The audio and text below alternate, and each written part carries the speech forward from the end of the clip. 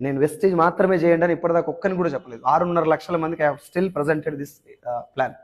6.5 లక్షల మందిలో ఏ ఒక్క వ్యక్తిని కూడా నువ్వు జాయిన్గా నేను అడగలేదు, ఆధార్ కార్డు పట్టుకోలేదు. నేను ఇప్పటివరకు కావాలంటే you can ask my team. ఎవరిని అడగలేదు, నేను అడగను కూడా ఫ్యూచర్లో. What is my Moto is direct selling industry ఏందో చెప్పడం నా మోటో. నీ ఇంట్రెస్ట్ ఉంటే నాతో తీసుకెళ్లి పని చేయించుకోవడం నా మోటో. కానీ నీకు డబ్బు మీదనే ఇంట్రెస్ట్ లేదంటే జై హింద్ జనగణమన జై శ్రీరామ్, నీకు నాకు సంబంధం లేదు. పైసల మీద నాకు ఇంట్రెస్ట్ లేదు సార్. ఏం మాట అయిపోయిందంటే ఇక నేను వాడితేనే సాన్ రోజులు బతాం పాటు ఏదైనా చచ్చిపోతాం, దేవుడు ఎట్లా రాసి ఉంటే అట్లా అవుతుంది. మరి ఏం బీక నీకు బయటకు వచ్చాడు, ఇంకా ఇంట్లో ఉంటే అయిపోతుంది కదా, దేవుడు ఎట్లా రాసి అట్లా అవుతుంది కదా. ఆ మాట మాట్లాడినంత ఈజీ కాదు. దవాఖానలో పడ్డప్పుడు అదే మాట రాదు నీకు. అప్పుడు మన ఫోటో పెడతారు, ఎట్లుంటుంది. పాపం పేదరికం నుంచి ఉన్నటువంటి ఒక అబ్బాయి హాస్పిటల్లో కొట్టుమిట్టాడుతుండు, తలా ఇంత ఎయిరి అంటే మన ఆవిడ ఫోన్ పేలు కొట్టాలి.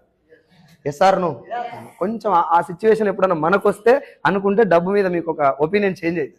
మళ్ళీ ఒక మాట చెప్తున్నా, డబ్బు అడుగుతున్నా, డబ్బు ఇంపార్టెంటా కదా?